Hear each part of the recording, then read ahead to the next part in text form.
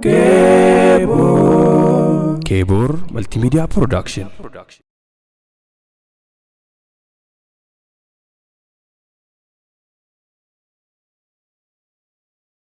Assalamu alaikum wa rahmatullahi wa barakatuh.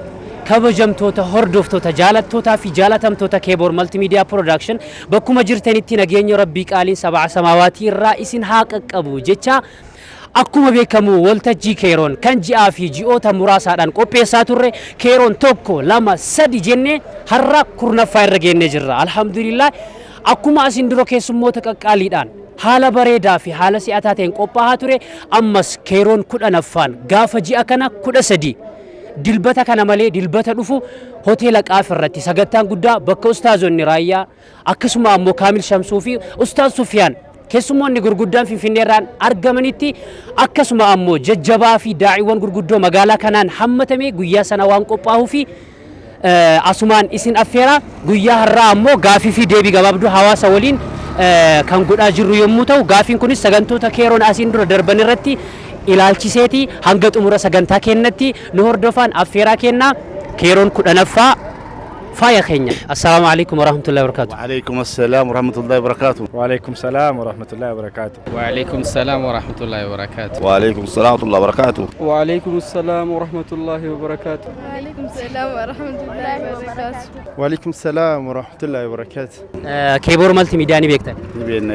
Sagantoota inni galma irratti qopheessu sagantaa Keeroon jedhamu sagantaa kamiin fa'aa irratti hirmaatanii jirtu? Sagantaa hedduu irratti hirmaannee jirra. Ustaazan hedduu wajjin hirmaannee jirra. Nama kana jedheetti yaadachuun danda'u hedduudhaan mootuu adda citee ture hin beekne sababbii garuu hirmaannee jira hedduu irratti. Ayyee maashaallah nuti illee irra deddeebiidhaan yeroo dheeraa isin argaa turre hedduu galatoomaa isin jenna.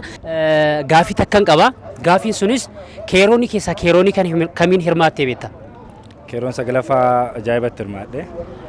Keeroon sagalaffaa keessaa mata dureen Keeroon sagalaffaadhaa maal jedha?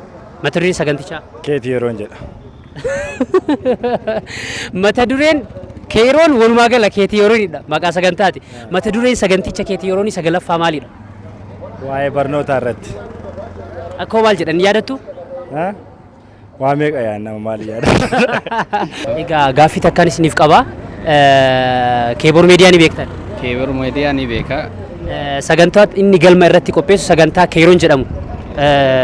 Sagantaa meeqa amma 10 irra geennee jirra. Sagantaa meeqa hirmaattanii beektu? Onlaayiniidhaan hirmaadhaa ture.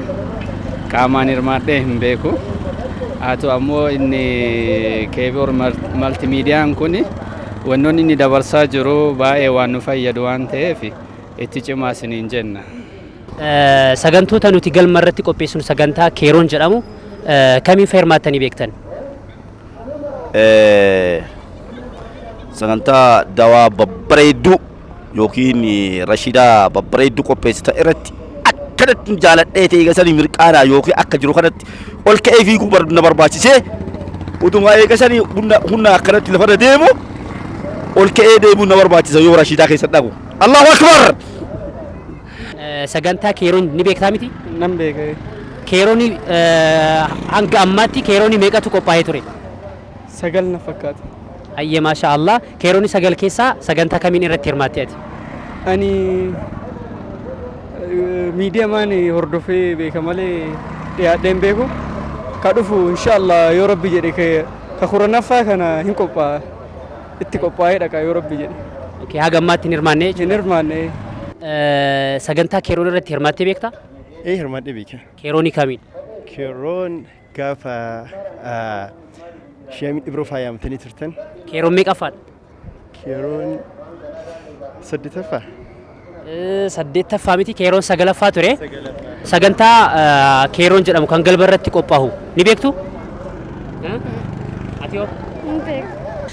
Mee ustaazawwan biyyoota biraa irraa affeerre kan sagantoota san irratti asiin dura dabarsine keessaa namoonni yaadattan eenyu fa'aadha? Ustaaza wallahi naan dhufu. Kan jiru kaasii ka biyya keessa akka Ustaaz Sheek Kaamil kan akka Ustaaz Xaalibuu hedduu isaanii ni yaadadha. Amma duraan irraa fadheeti malee. Ayyee ni dagattan malee biyyoota biraa keessaa akka Ustaaz Sheek Amiin Ibroo fa'aa yaa akkasuma ustaaz Hakiim Hasan namoonni hedduun isaanii Finfinnee irraallee namoota hedduutu hirmaataa ture ni dagatan malee hirmaata sagantaa kennaa ta'uu hin beekna. Ayyeesh keessummoota keeroon sagalaffaa irratti hirmaatan keessaa nama lama maqaa naaf himi. Daa'ii beekamaa akka biyyaatitti qabnu ustaaz baabaa keenya Sheekh Amiin Ibrootii fi akkasuma ilma isaanii Ammaar Amiin Ibroo jara lamaan jaaladha kabiraallee oo dabaletti tiifan dabala. Hayyee maashaallah hedduu galatoomi. Mee sagantoota asiin dura qopheessin irratti keessummoonni kan affeeramanii isin miidiyaanis ta'e yookaan qaamaan argitan keessummoota beektan keessaa nam tokko naaf hima. Hedduudha garuu lakkoofsaan hammana jedhee hin ibsu. Affeerraan isin affeeraa jirtan hedduu kabarnoota qabu waan ta'eef isaan maqaa isaanii dhahuu hin danda'u. Itti fufaa isiniin jedha. Mee nashiidota achirratti hojjetame keessaa tokko kamiin fa beektu kan yaadattanii jiraatu? Garuu suni dhiifama mataa keessa afaaniin garuu dubbachuu hin danda'u. Garuu akka eegasan isin jaaladhetti haga asirraa miti haga addunyaatitti akka isin biratti akka isin beeksisan ani gara kiyyaa ammoo isin beeksisuu barbaada. Hayyee mee yoon hirmaatiin illee online inni argita. Keessummoonni madaraki keeroon irratti hirmaatan jettee ati yaaddu keessummoota eenyuun fa'a? Ustaaz Sheekh Kaamil, Ustaaz Kaamil Shamsuu. Madaraki asiin duraa irratti ka hirmaatanii darban? Ka asiin duraa Sheekh Xaalibuu. Haganuma beeka. Hayyee mee keessummoota addaa kan guyyaa sana hirmaatan nama sadii maqaa naaf himi. Okay, Sheekh Amiin Ibroo. Ustaaz Sheekh Kaamil. Hayyee kan magaalaa kanaan ala? Kan magaalaa kanaan ala wallahi yaadadhaan jiru. Garuu dhufteemi? Dhufee ture wal. Hayyee. Haa ta'u ni dagattee kanaaf inshaallah ammas sagantaa dhiyeenya kana qophaa'aa jiru quba qabdan jira. Dhagahee jira. Akka qophaa'aa jiru hoteela Qaafiitti akka qophaa'aa jiru dhagahee jira. Hayyee inshaallah kanaaf sagantaa kanarratti asumaan keessummaa kabajaa goonee isin affeeruu barbaanna. Dilbata dhufu sagantaa guddaa waan qabnuufi nurraan hafinaa jennee tikeetti kana giiftii isiniif kennina. Kanaaf asumaan nurraa fudhadhaa isiniin jenna. Galatoomaa isiniin jedha rabbi ittiin nuun hagayuu hin dhufna jedha. Hayyee inshaallah galatooma.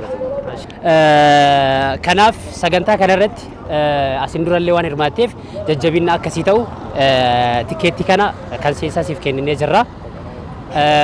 Akkasuma ammoo ji'a kana 13tti jechuudha dilbata dhufu. Kanaaf inshaallah hin hafini hiriyoota kan kee affeerisiin jenna galatoomi. Hayyee galatooma. Asumaan kennaa kana isiniif kennina. Nama tokko kennitanii biratti nama tokko affeertanii gaaf sana akka nuuf fiddan kabajaadhaan isiniif wanna jenna. Yaa kun akkuma kennaatti nuti isinii kenne kanaaf nama barbaadan nama isinitti gaafsa waliin dhufu yaaddan nama tokko affeertanii. Inshaallah Qaafiitti mire. Qaafiitti ayyan.